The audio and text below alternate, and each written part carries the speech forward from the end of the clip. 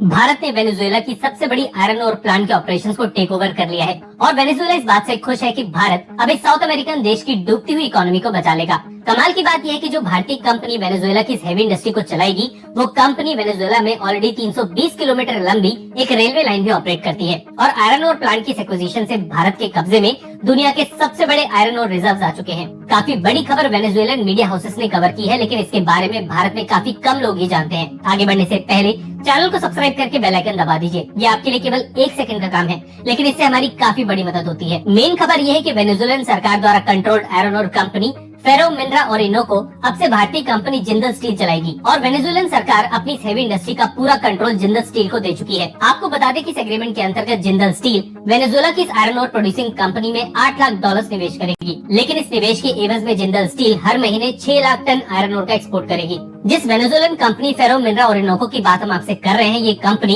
Venezuela में अपनी 5 iron ore plants operate करती है और अभी तक हर साल 25 million ton iron ore produce कर पाती है। जिंदल स्टील की वजह से इस प्रोडक्शन रेट को और बढ़ाया जाएगा। आपको बता दें कि वेनेजुएला के पास करीबन 4.2 बिलियन टन आयरन ओर के रिजर्व्स मौजूद हैं, लेकिन करप्शन, मेंटेनेंस इश्यूज और यूएस सैंक्शंस की वजह से वेनेजुएला की सभी आयरन ओर यूनिट्स का प्रोडक्शन कई गुना गिर चुका है। पिछले 20 सालों में जिंदल स्टील ही ऐसी पहली कंपनी बनी है जिसने वेनेजुएला की हेवी इंडस्ट्री में कदम रखा है। वैसे आपको क्लियर कर दें कि वेनेजुएला सरकार जिंदल स्टील को यहाँ पे एसेट्स नहीं देने वाली।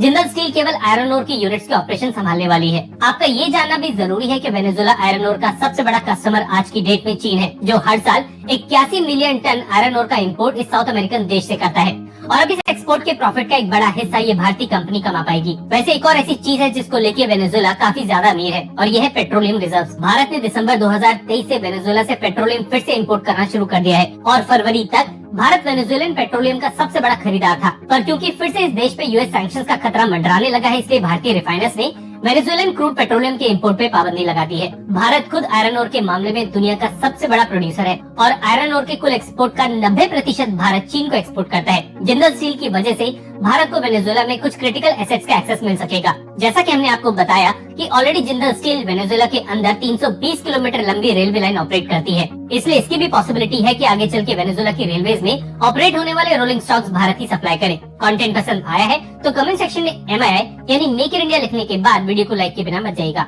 धन्यवाद। जय हिंद।